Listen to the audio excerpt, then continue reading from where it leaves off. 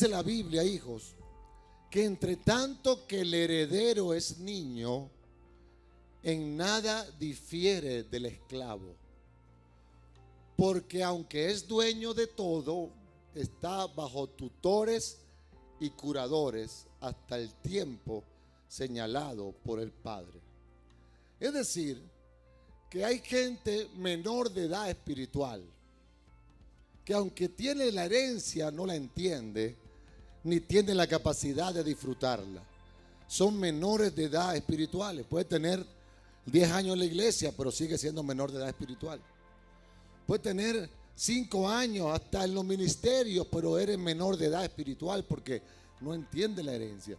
Dice que el niño, aunque es dueño de todo, en nada difiere del esclavo, porque no puede disfrutarla, no lo puede manejar. La herencia de la cruz, hijos, tiene muchas cosas que necesitamos comprender y entender para manejarlas. Y de ahí, de la cruz y de esa herencia, sale toda la victoria de nuestra vida. Hoy en día en la Venezuela que vivimos, tan terrible, tan cuesta arriba y tan difícil, necesitamos urgentemente conocer nuestra herencia, conocer nuestros derechos espirituales, conocer a qué nos llamó el Señor y a qué tenemos derecho legal. Porque si no entendemos esto, vamos a vivir de circunstancias, deprimidos, vamos a vivir ahí como siempre, cuesta arriba, todo difícil. Pero cuando tú entiendes la herencia, todo va a cambiar. Gloria a Dios. Todo va a cambiar. Así que abre tu entendimiento a partir de este momento, porque vamos a enseñarte en el nombre de Jesús cuál es tu herencia. Y tú vas a salir de esta iglesia hoy y vas a enfrentar el día de mañana con una conciencia de heredero, que no está bajo tutores y curadores, sino que llegó el tiempo señalado por el Padre para ti, para activar y disfrutar tu herencia. ¿Cuántos lo creen? Aleluya. Empezamos con el profeta Isaías. 400 años antes de Cristo anunció el momento de la cruz. Anunció este momento. Cuando vemos esas imágenes en las películas que buscan representar lo más cercano a lo que pasó, son imágenes grotescas. Algunos podrían decir imágenes dantescas, imágenes de tortura, de sufrimientos. Y hay gente que dice, ¿cómo se puede predicar el evangelio con esas imágenes si son horribles? Si son horribles. Y ciertamente son imágenes horribles. Son imágenes terribles de lo que hicieron con una persona. El asunto es que no era cualquier persona, era el Hijo de Dios. Era el Hijo de Dios, del cual habló el profeta Isaías. En Isaías 53 diciendo, despreciado y desechado entre los hombres, varón de dolores, experimentado en quebranto, y como que escondimos de él el rostro. Todo lo que estaba pasando fue descrito por el profeta. La unción profética habla y describe todo antes que suceda. Escondimos de él el rostro. Lo mismo que él sanó, dijeron crucifícale. Los mismos que él salvó, dijeron crucifícale. Los mismos que él resucitó, dijeron crucifícale. Y el profeta Isaías lo estaba viendo, como que escondimos de él el rostro. Fue menospreciado y no lo estimamos. Ciertamente él llevó nuestras enfermedades y sufrió nuestros dolores. Y nosotros le tuvimos por azotado, por herido de Dios y abatido. Mas él herido fue por nuestras rebeliones, molido por nuestros pecados. El castigo de nuestra paz fue sobre él, y por su llaga fuimos nosotros curados. Todos nosotros nos descarriamos como ovejas, cada cual se apartó por su camino, mas Jehová cargó en él el pecado de todos nosotros. Angustiado él y afligido, no abrió su boca. Como cordero fue llevado al matadero, y como oveja delante de sus trasquiladores enmudeció y no abrió su boca. Con todo eso, Jehová quiso quebrantarlo, sujetándole a padecimiento, cuando haya puesto su vida en expiación por el pecado, expiación es rescate, expiación es paga, en paga por el pecado, verá linaje, vivirá por largos días y la voluntad de Jehová será en su mano prosperada. Verá el fruto de la aflicción de su alma y quedará satisfecho. Por su conocimiento justificará mi siervo justo a muchos y llevará las iniquidades de ellos. Por tanto, yo le daré parte con los grandes y con los fuertes repartirá despojos. Por cuanto derramó su vida hasta la muerte y fue contado con los pecadores, habiendo él llevado el pecado de muchos y orado por los transgresores. Lo primero que se produjo en la cruz fue una transmisión de manto de todas las autoridades conocidas al Hijo de Dios. Por eso es que hoy podemos decir que Jesús conquistó un lugar por encima de toda autoridad terrenal. En este momento se confabularon los 4 poderes que tenían autoridad en la tierra. Se confabuló el pueblo, que le llaman el soberano, representado en los judíos, cuando dijeron crucifícale. Se confabuló Roma, representando el poder político y militar en la figura de Pilatos. Se configuró el poder religioso, representado en el Sanedrín, y se confabuló el poder civil, representado en Herodes.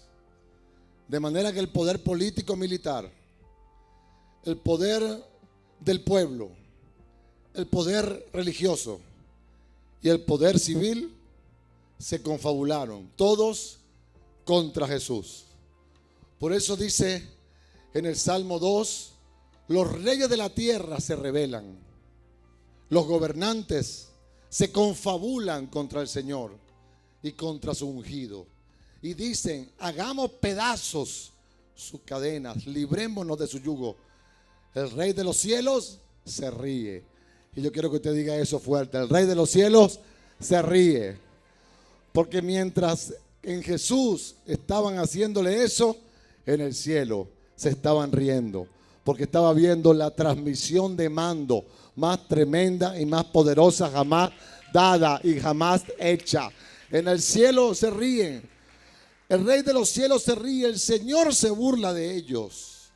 Cuando ellos se burlaban de Él, realmente Dios se estaba burlando de ellos.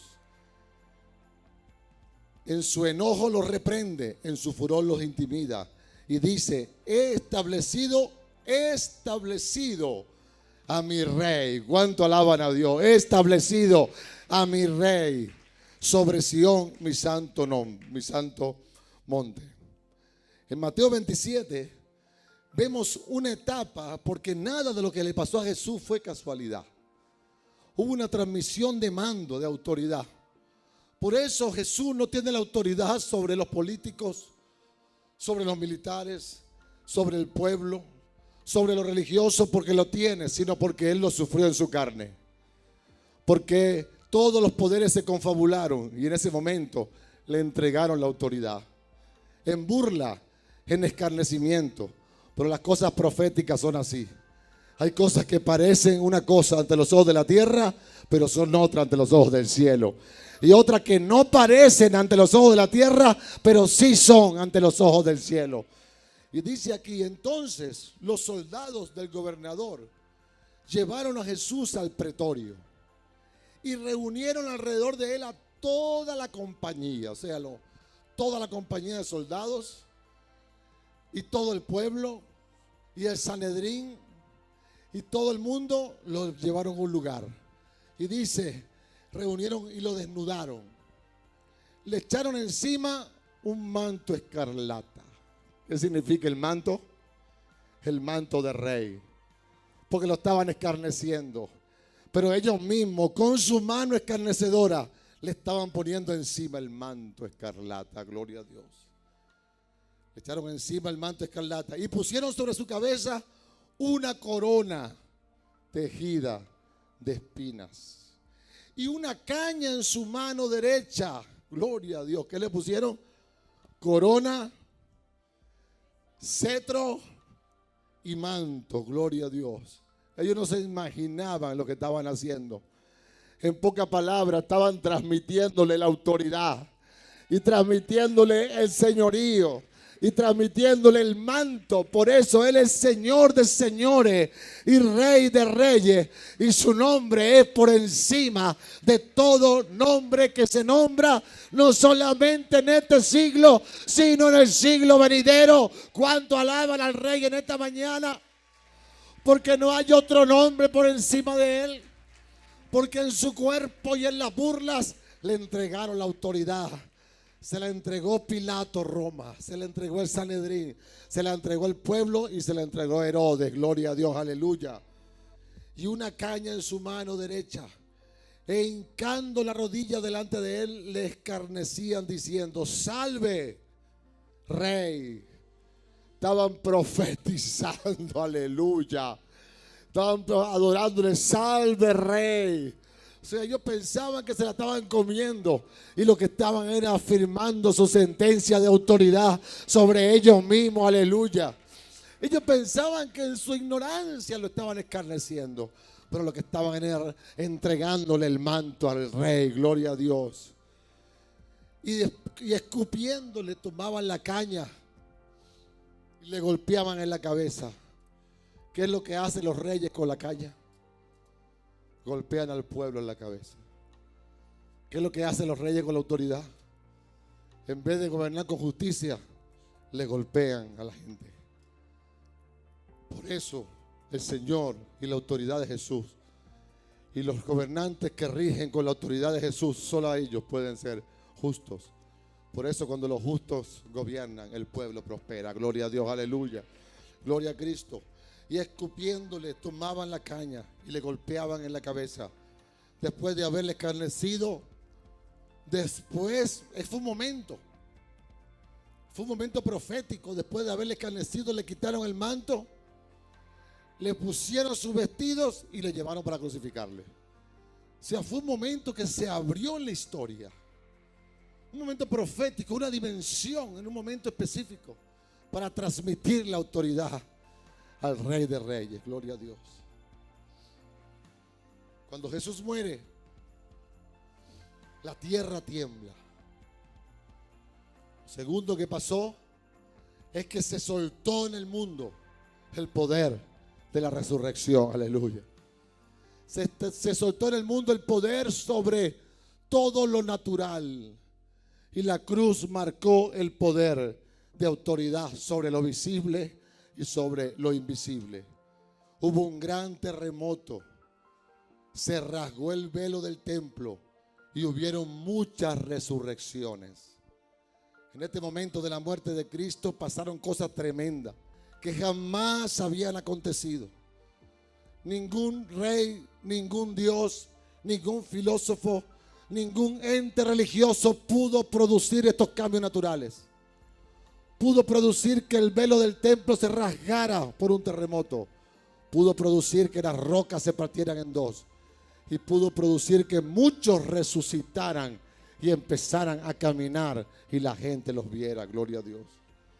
Y dice: y aquí el velo del templo se rasgó en dos, de arriba a abajo. El velo del templo separaba a la gente de Dios. El velo del templo solamente le daba acceso a una élite religiosa. Pero cuando el velo del templo se rasgó, entonces todo aquel que confiesa el nombre del Señor será salvo. Gloria a Dios. Todo aquel que confiesa el nombre de Jesús tiene libre acceso a la presencia de Dios y al trono de la gracia para alcanzar el oportuno socorro. Aleluya. Y en este momento, por primera vez en la historia, se abrió un camino nuevo y vivo a la presencia de Dios. Dice: el velo del templo se rasgó en dos, de arriba a abajo, y la tierra tembló y las rocas se partieron y se abrieron los sepulcros. Y muchos cuerpos de santos, mire esto, qué poderoso. Y muchos cuerpos de santos que habían dormido se levantaron y salieron de los sepulcros después de la resurrección de él. Vinieron a la santa ciudad, sí, y aparecieron a muchos. Y aparecieron a muchos. ¿Usted sabe lo que es esto? Resurrecciones. Cuando él muere en la cruz, se produce un terremoto, se producen resurrecciones, se producen, el velo se rasga, se abre un nuevo camino para todo aquel que cree. ¿Cuánto le dan un aplauso al Señor en esta mañana? Por eso dice el libro de Hebreos: así que, hermanos, teniendo libertad para entrar en el lugar santísimo por la sangre de Jesucristo, por el camino nuevo y vivo que Él nos abrió a través del velo. Pregunto, hijos queridos, con una herencia como esta, ¿qué haces tú de este lado del velo? Con una herencia como esta, ¿qué haces tú escaso? ¿Qué haces tú estrecho? ¿Qué haces tú triste? ¿Qué haces tú limitado? Si Él te abrió un camino nuevo y vivo a través del velo a su presencia, donde está el oportuno socorro y está la gracia de Él para ti, aleluya. En esta mañana entra y toma tu herencia y entiende que lo que por 30 años no entendiste, 40 años yendo a las iglesias con palmas y con hojas y con estampitas y con velas, pero no sabías la herencia que la cruz y la sangre te había entregado y los derechos que ahora tienes para vivir en victoria, para vivir bendecido, para vivir sano, para vivir próspero, aleluya. Oh, Rocotorobosaria. Algo que pasó en la cruz poderoso. Fue anulada el acta de los decretos que te acusaban y te era contraria. Todo lo que te condena fue anulado en la cruz del Calvario. Todo lo que te acusa fue anulado en la cruz del Calvario. Todo lo que te echa la partida para atrás fue anulado en la cruz del Calvario. Todas tus debilidades fueron anuladas en la cruz del Calvario. Todos tus pecados fueron anulados en la cruz del Calvario.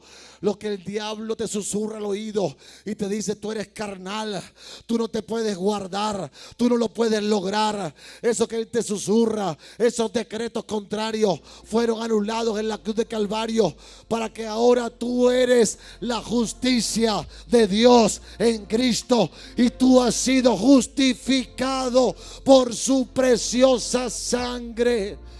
Mira lo que dice la palabra: anulando el acta de los decretos que había contra nosotros, que nos era contraria, quitándola de en medio y clavándola en la cruz. Muchos han renunciado a la santidad porque creen que no lo pueden lograr nunca. Muchos han renunciado a caminar con Dios porque sus debilidades lo persiguen. Sus debilidades lo persiguen. Y le hablan al oído diciéndole: no puedes lograrlo, no vas a poder, no vas a poder. Pero en esta mañana Dios te dice: tu herencia es que en la cruz fue clavada el acta de los decretos que te era contraria y que te acusaba y te condenaba. Esa acta que dice que tú eres celoso, carnal, infiel, fornicario, mentiroso, alcohólico, drogadicto, rababasaria, fornicador, lujurioso, concupiscente.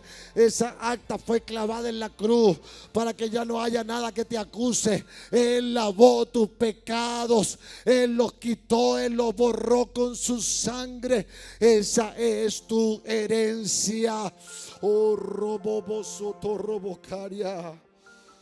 Pero no solamente, hijos queridos, en la cruz fue clavada el acta de los decretos que te era contraria.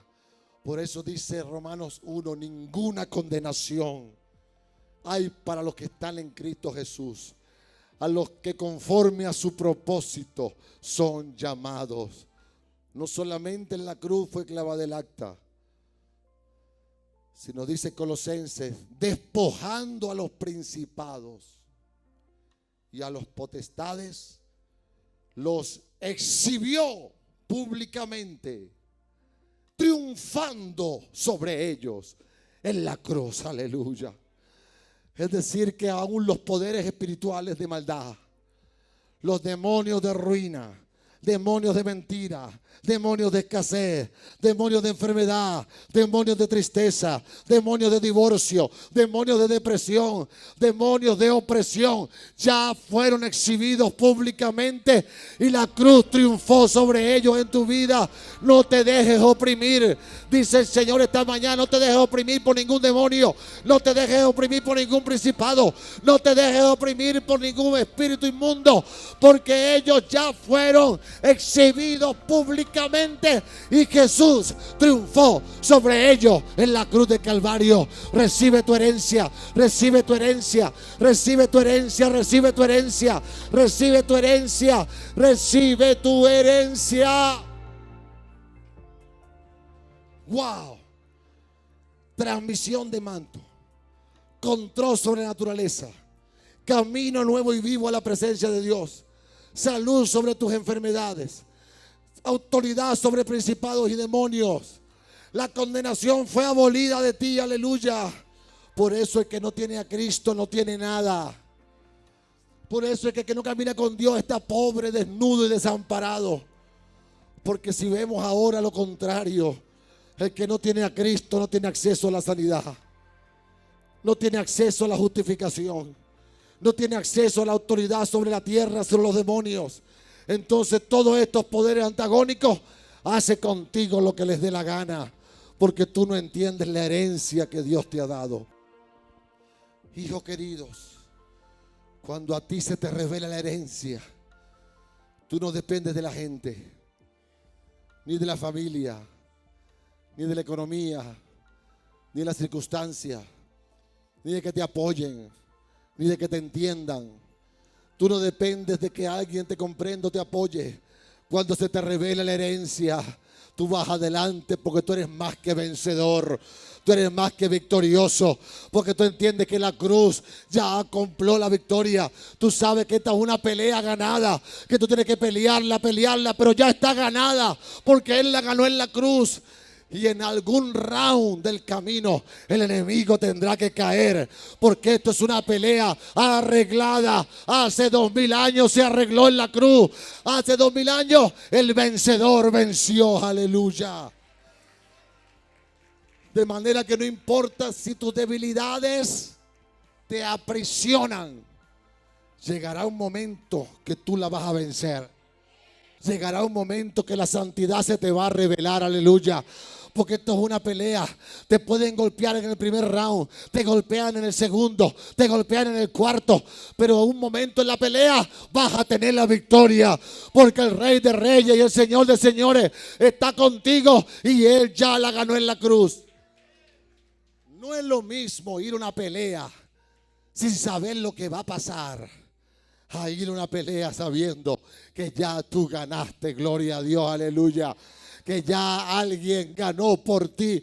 En esta mañana se revela el poder de la cruz sobre tu vida.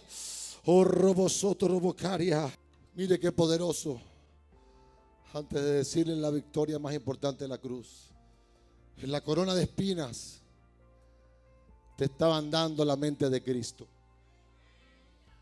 Cuando Él recibió esas pullas allí, eso no fue de gratis. Te estaban dando una mente renovada según los pensamientos de Dios. Dice que sus pensamientos son más altos que tus pensamientos y sus caminos más altos que tus caminos. Cuando tú tomas la herencia, ya tu mente no está tan atribulada con las cosas de la tierra. Tu mente tiene propósito y tiene destino en Dios, aleluya. Tiene propósito y tiene destino en Dios. Cuando le pusieron esa corona de espinas, era para que tú tuvieras una mente renovada, aleluya. Cuando le pusieron los clavos terribles, cada vez que yo veo una de esas películas, esos clavos, yo lo siento en mi cuerpo. No sé cuánto le pasa eso, pero yo lo siento en mi cuerpo. ¿Dónde le pusieron los clavos? ¿Dónde se lo pusieron? ¿Qué haces tú con las manos? Haces cosas. ¿Y qué haces con los pies? Baja lugares. Y cuando clavaron a Jesús los pies y las manos en la cruz, ¿qué estaban haciendo allí? Que todo lo que tú hagas y todo lugar donde tú vayas estará clavado a la cruz del Calvario. Y estará clavado a tu destino profético. Estará clavado. Por eso, cuando pusieron esos clavos en las manos, es para que tú no hagas lo que quieras. Es para que tú hagas lo que Dios te manda hacer. Aleluya. Y para que tu vida esté clavada en la cruz del Calvario, en el propósito eterno, en la voluntad de Dios. Cuando pusieron esos clavos en sus pies, oh rocotorraba babasaria, no es cualquier cosa. Nosotros queremos ir a donde sea. Queremos hacer lo que sea, viajar cuando sea. Y resulta que mis pies están clavados a la cruz. Mis pies están clavados a una voluntad superior a la mía. Mis pies están clavados a un destino que no es mi destino, es el destino de Dios en mi vida. Y por eso cuando yo tomo la herencia, yo tomo propósito. Yo tomo destino, tomo la voluntad de Dios para mi vida. Lo que hago y donde yo vaya estará clavado a la cruz, aleluya. Y en los latigazos de su carne se me abrió la posibilidad de vivir en el Espíritu. Por eso tanto fue molido por nuestras rebeliones. Fue molido. Esas cuerdas tenían huesos, pedazos de hueso que desgarraban la carne. Y ese desgarramiento es porque el mayor éxito de la cruz, fue que por primera vez en la historia se le abrió la posibilidad al ser humano de vivir por el Espíritu Santo, de vivir en el Espíritu. Por eso dice el Señor en el libro de Romanos, habla el apóstol Pablo magistralmente sobre esto y empieza a explicarlo tan poderosamente y empieza a decirle a los romanos, que no eran cualquiera, a los romanos, empieza a decirle, porque la ley del Espíritu de vida en Cristo Jesús me ha librado de la ley, del pecado y de la muerte. Nosotros estaremos sujetos siempre a dos leyes, o una o la otra. O te gobernará la ley del pecado o te gobernará la ley del Espíritu de vida. Tú escoges. La herencia de la cruz es la del Espíritu de vida. La herencia del mundo es la ley del pecado. ¿Cuántos están en la ley del Espíritu de vida en Cristo Jesús? Pero mire esto. Porque lo que era imposible para la ley, nadie pudo cumplir la ley. Ningún ser humano fue capaz de cumplirla. Porque lo que era imposible para la ley, por cuanto era débil por la carne. ¿Cuál es el problema aquí de toda la humanidad? La carne.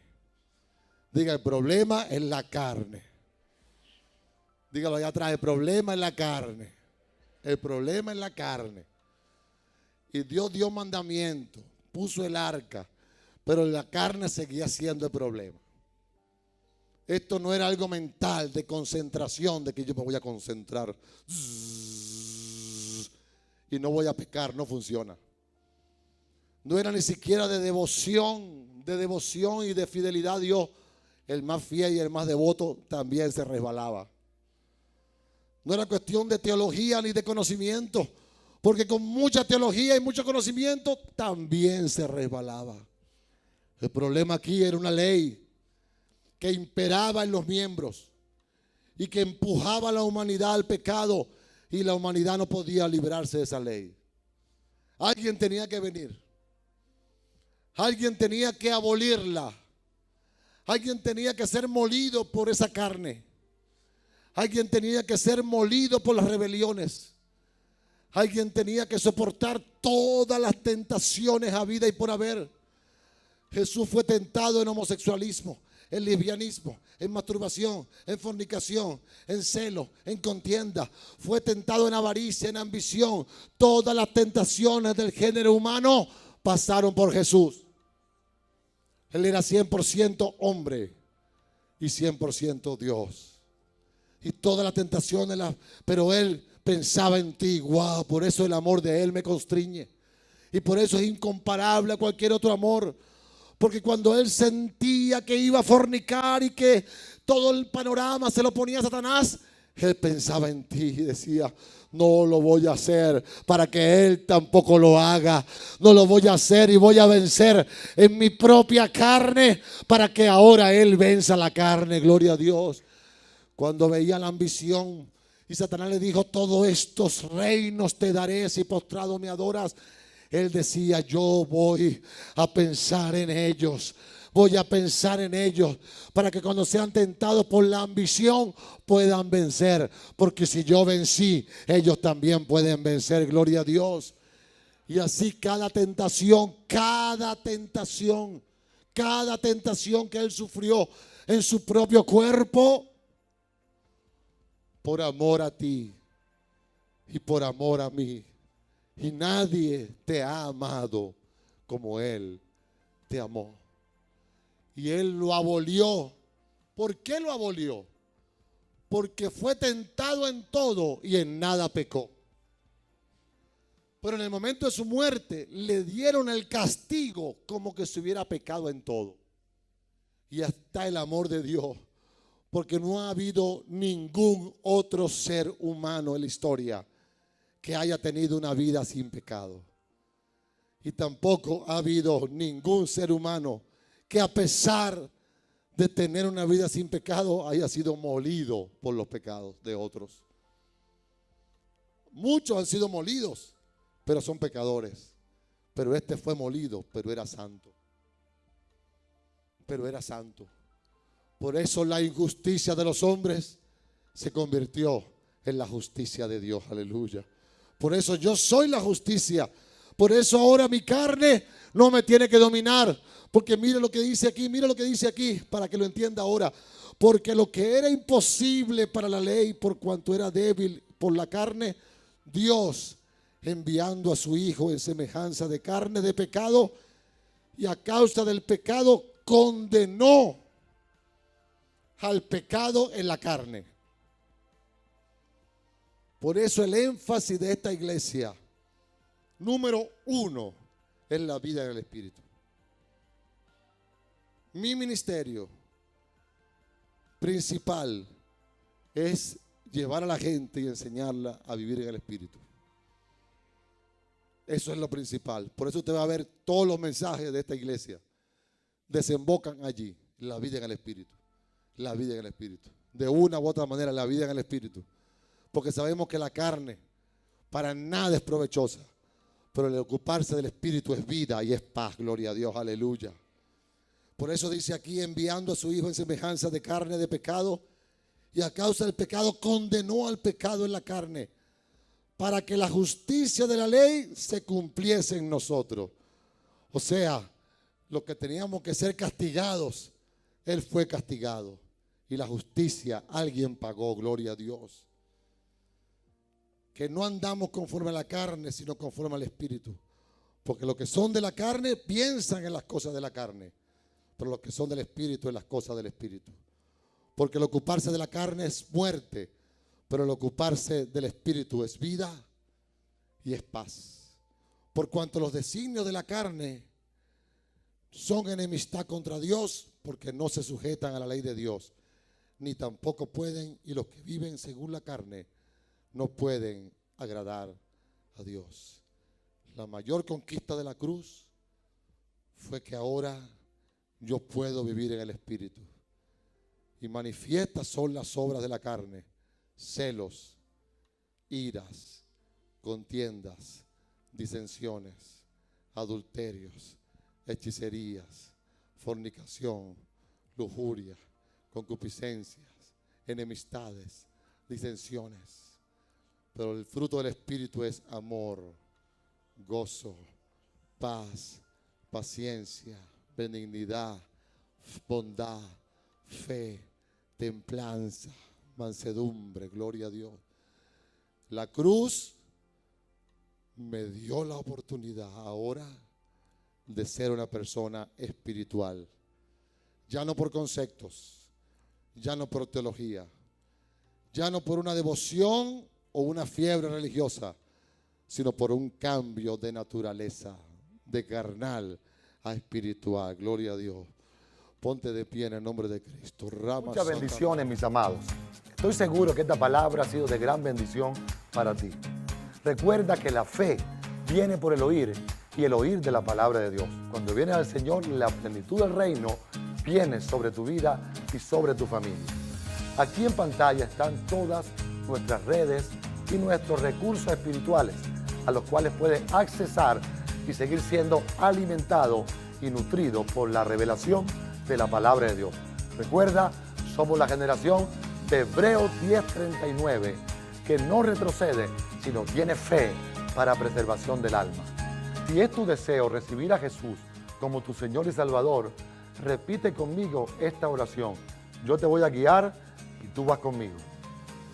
Señor Jesús, hoy reconozco que soy un pecador y que te necesito.